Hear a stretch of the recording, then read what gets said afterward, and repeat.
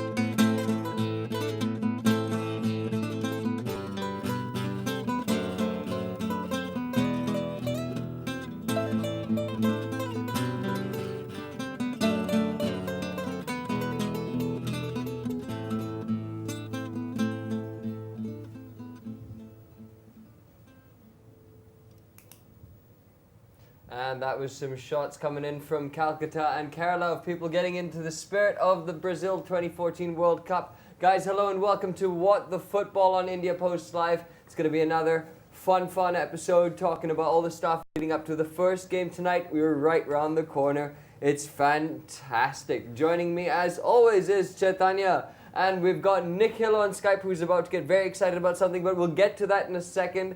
And we've also got Neil joining us on Google Hangout as well. Hello guys, thanks for being here today. Okay, so we're going to dive straight into the news because not more than 20 minutes ago, we got a little bit of news in which this guy is kind of pissed about. And Nick Hill, you can see the smile on the man's face. That's right, Cesc Fabregas.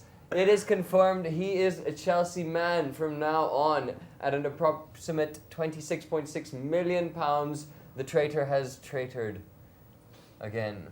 To who? The question is whose trust has he broken the most? Barcelona? Well, it's interesting. You can shut up. You're a United fan. Yeah, we've got Neil over here who's a Barca fan. We've got Nick Hill who's the Chelsea fan, and me who am the Arsenal fan. So let's go in reverse order and get Nick Hill in first. And let him celebrate, and let's get this out the way. Nick Hill, do your celebration. Go for it. Tell us why you're so happy. Well, I do think he is a good signing for Chelsea. I'm glad he chose to come to a posh side of London and not live in the ghetto side of London. It's like that. But the only thing I have against the signing was he shouldn't have been given David Luiz's number before David Luiz is officially sold. Okay, you're getting £50 million from him. You can let go of the number too. Don't worry, it's all good. Nikhil, but speaking of Chelsea and midfielders, don't you think Chelsea to midfielders is what a raging alcoholic is to a drink? You guys just keep wanting one more. That one more midfielder. Where do you draw the line? How many midfielders do you guys want? I don't know. How many can we send out on loan? That's actually a nice point. Fantastic. Neil, as the Barcelona man, you happy or sad to see the back of Fabregas? I'm sad, but I'm actually an Everton supporter. I just like that one jacket a lot. Oh yeah, that was from our first interview. It's stuck in my head. You know how I never told you that, right? Yes, it's true. But honestly, he's a great player. But I think it's a sad loss for Barca. But I'm sad that he's in the Premier League because I do want Everton to continue to playing well, and I think Fabregas being back in the Premier League will be a good thing for Chelsea. Is another roadblock indeed for the rest of the clubs. Right, let's get past this because I'm going to cry otherwise. Come on, let's not next get past to this Goldman Sachs did a very interesting analysis. We can check out. We've got this little graphic going on here as well. They've statistically analyzed who they think will win the World Cup. Apparently, they think it's going to be Brazil, Argentina in the final, and 3-1. And they've also made their own little dream team, which is surprisingly close to the one I made yesterday. So that is pretty cool. They've done this based on matches that have happened in every competitive match that doesn't include friendlies since God knows how long, thousands and thousands of minutes. Right, let's move on to the next item of news, which is Osram, who is a German light manufacturer. I know this is going to sound boring. Very, for a very second. prevalent in India also. Yes, as a lighting company. indeed. Now, the Arena de Sao Paulo, where the opening ceremony will be tonight. They did this really cool little montage clip. We've got a video of that. They did a cool time lapse of the big screens that they've set up out there. As you can see, that is pretty funky indeed. Once it gets complete, it's going to be nuts. Of course, the opening ceremony is going to have all sorts of samba and fiesta and all sorts of fun stuff. We've got J-Lo and Pitbull doing their limited lyric songs. Yeah, Pitbull is seriously the only guy who can say 3 words in an entire song, put it on repeat, and make millions. Yeah, they're not getting Anyway. any favors from Shakira either with the la la la. At least they have words in their songs, yeah. Copycats. Anyway, not important, but apparently news nonetheless. We're also going to just jump to we're going to jump now to our woman's down in Brazil, which is Lakshmi, and she's sent us a video clip of a business consultant by the name of Alec Nilesh Barreto, who had some thoughts about the recent controversy in Brazil and all the stuff that's been going down there. He's given his opinion. Let's listen in on what he had to say. I think people have this notion that if they celebrate the World Cup, they will be pro Labour Party. It's the current government. There's been a lot of corruption, over invoicing of stadiums, but it's not about that. The money has been spent. It's not going to come back. Brazilians skip everything for the last minute, even the protests. And now that Brazil is a host country and everyone should show that Brazil spirit, no one does it. It might change. Maybe tomorrow when Brazil wins against Croatia, hopefully, then Brazilians will cheer and everything will be back to normal. So that's the word down in Brazil itself. Neil, can you hear me there, buddy? Yeah? What's your take on this whole thing? There's half the country is obviously quite upset about the World Cup, and half the country is, of course, ecstatic. They had 7 years to figure this out. Why do you think it's suddenly started making so much noise? How come so late in the day that people are getting angry? Yeah, I think when everything was all said and done, I think the excitement was there 7 years ago. I think everyone all believes that's going to be a better Brazil for it. The World Cup's coming, a lot of excitement. But I think that the reality started to set. The numbers started to come in. How many millions and hundreds of millions of dollars were being spent on stadium construction, and even I don't know if you saw that John Oliver HBO clip.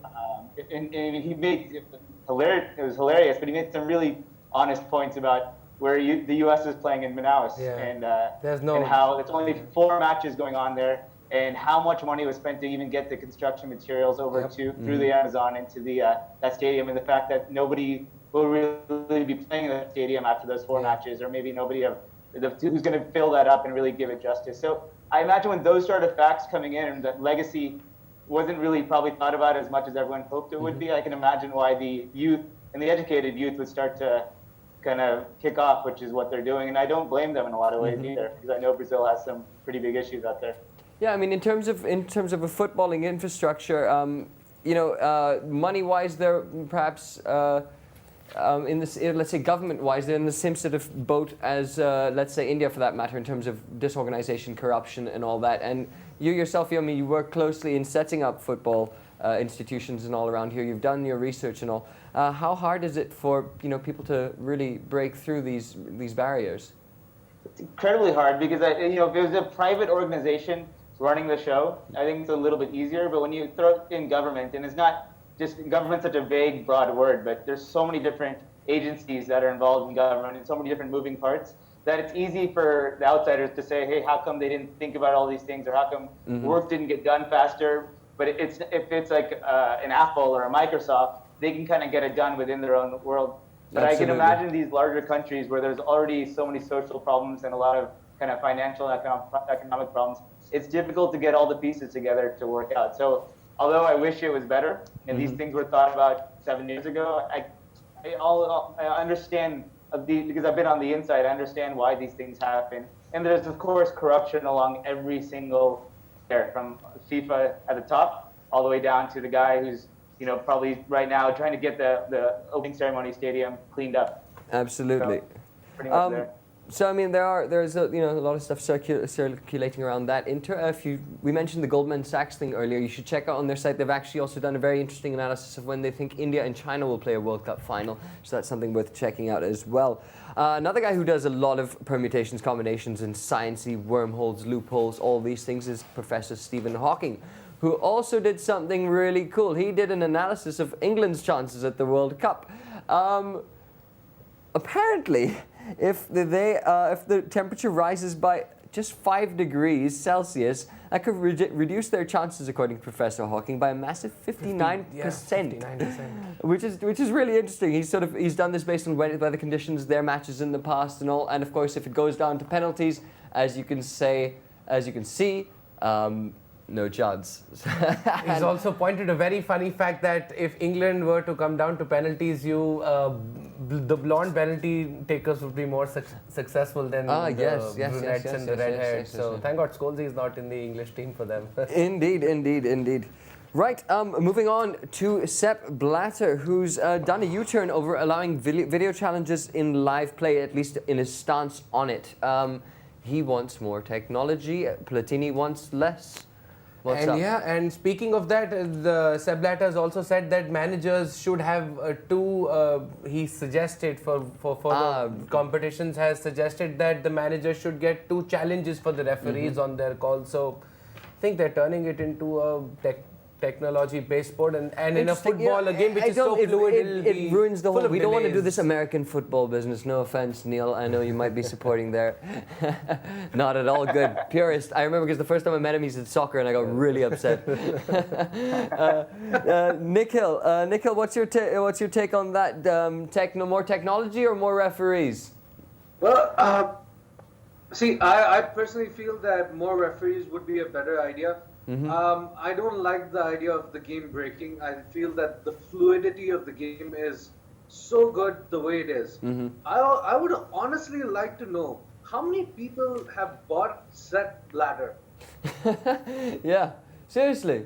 And what else? There's something that Chaitanya is really pissed off about as well, is that Nikhil, hold your socks, because this is for the first time in the last time ever in the history of the world governing body of football that Sepp Blatter has been given a mandate to carry on as the president for as long as he likes. Make that a 5th term, a 6th term, coming back from the grave. I think Heil Blatter. Heil Blatter. Jennifer Lopez have to do to have the national anthem for the World Cup. I think they have to make him his favorite song or something, because it's turning into a complete authoritarian organization. There seems to be no leeway. Does What to Sepp do? Blatter think that Pitbull and him are twins? I told you I like this guy. Fantastic. Now, sorry, I'm just going to move on to the next thing. Now, we've got a little piece of trivia for you guys. Why don't you take this and ask them if they know it first, and then we'll Violent piece of trivia. So Nikhil and Neil, this one is to you. It's a long shot, but I'm very sure you can run your heads around it. Can you tell me which has been the match in the World Cup that has produced the most cards? Also known as the Battle of Nuremberg. They just got They just got it. The referee dished out 16. Okay, close your eyes. 16 yellow and 4 red cards, 20 in total. The match was, I think, this is the exception to the general rule of referees. They stop games for so many times. I think we should have video replays in Valentin Ivanov's case. Maybe they just like the color red. Sure, shown so many times. Maybe he was an Arsenal fan. Hey. Right, moving on then. We've got another top 5 for you today. Today it is our top 5 WTF World Cup moments. Again, that's what the football. Moments in the World Cup which really made you go, what the football? And we start with a number 1. Yes, we go from the start. The Heading infamous for headbutt. And the words that were exchanged are still being told. That was it something about Zidane's mother? Was it something about his sister? Clearly offensive enough that he used his head to good use, other than heading. But yes, heading, but in the wrong place. And he was given his marching orders. Spaghetti, meatball. So we're not being racist. That's the Minions we're copying. You got to check out on YouTube as well. The Minions from Despicable Me doing a little football action. Doing Anyway, a little Neymar. So moving on to number 2, and again, well, the moment which has been etched in everyone's memory, the hand of God with Diego Maradona. We know what happened with that. We know what the result was. The Argentine took Argentina single-handedly to win the World Cup for them. And well, you can see it's really not that discreet, is it, Aditya, with the hand in the air, with the higher than the keeper's hand, who's actually allowed to use it. Yeah, that's a classic. Moving on to number 3, and Luis Suarez does a Diego Maradona. The hand of God returns, and how? That is not so subtle. That is not at all subtle. I think Luis Suarez likes volleyball in his pastime, and he clearly shows the knack for it. And well, the guy behind me had the chance to redeem it for his national country and missed the penalty. Crossbar. That was I felt so bad Missed for them. the penalty. Uruguay I felt came in so third. bad for that. I was really upset for Ghana there So that day. it was all hands on deck for Luis Suarez in Uruguay.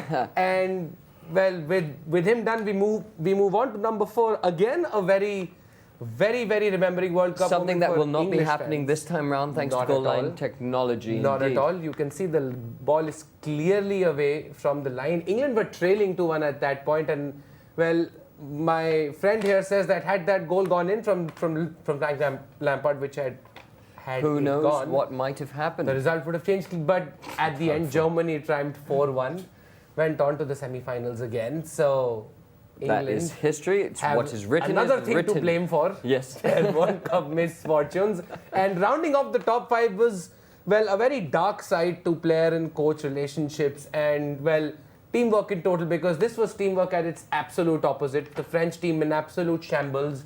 Raymond Domenech was opposed by the entire team, who then decided to walk onto the bus and leave the training And premises. Anelka being a downright baby and just Well, He was just between Anelka and Raymond Domenech, they all had to decide who had the biggest diaper, Yep. and probably that would have that led really sickened me actually when I heard that. It's just not it's just darkest not image on. of the World Cup in 2010. France I'd say rightly so. crashing out of the groups, losing to South Africa in the process. Mm-hmm. And that rounds up our top 5. Well, you can tell us more of these moments that we missed out on, moments that should have replaced any of them. You have the hashtag with you. It's hashtag WTFootball and hashtag India Post Live. Nikhil, do you have any additions to make in this top 5? Anything? I personally think that you kind of forgot the Nigel de Jong doing a Bruce Lee drop kick. Yeah, that was not a moment as well as an assassination as what it was. I was surprised that Nigel de Jong's that move went But unfulfilled. That was meant for death. The real information as to why Zidane headbutted Materazzi is out. Apparently, Materazzi told Zidane that baguettes suck and ciabatta rules. Oh, really? Was it on French cuisine? Okay. Wow, that's. I know what these guys what gets these guys riled up on the pitch, but me.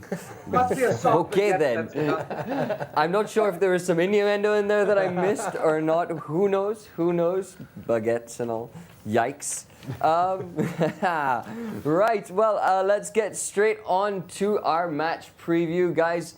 It is Brazil, The World Croatia Cup's begun. coming tonight. The World Cup has come on. That's who we think is going to be on the pitch tonight.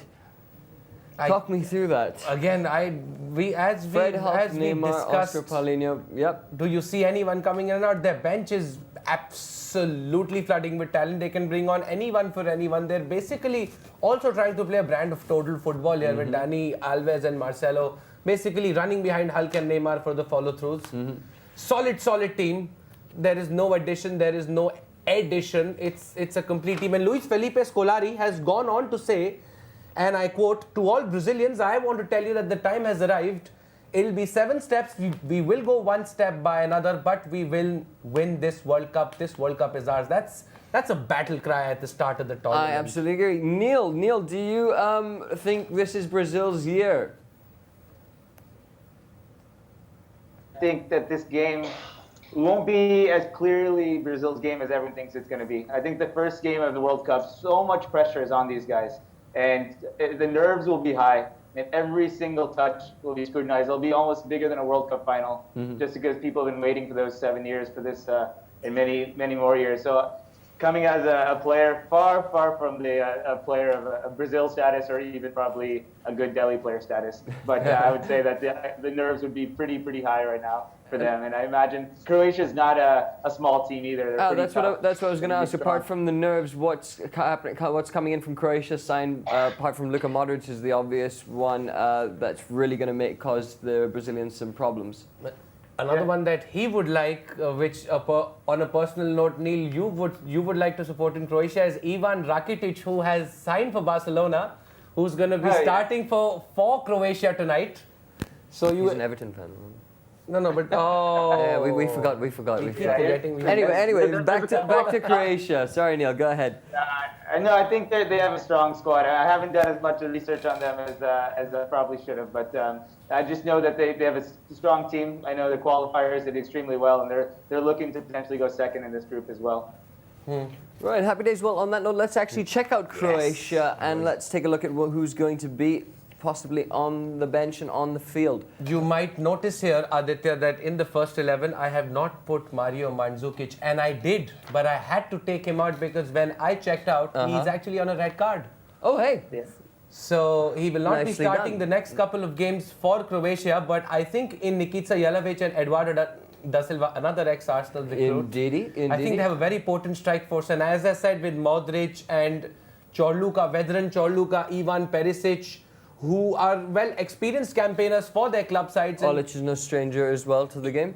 Ivica Olic, ex-Bayern Munich, and a very, very potent team. And their coach is backing their team up to the hill, says that we are not going to park the bus against Brazil. We don't know how to. We know how to stop Neymar. We know everything we do. And a very funny quote saying, if research can help us discover cures for diseases, it surely can improve a football team. Ah, fantastic. So there's a coach who has an opinion and a half. There's minds and bodies at work there in the Croatian camp. This should be really exciting.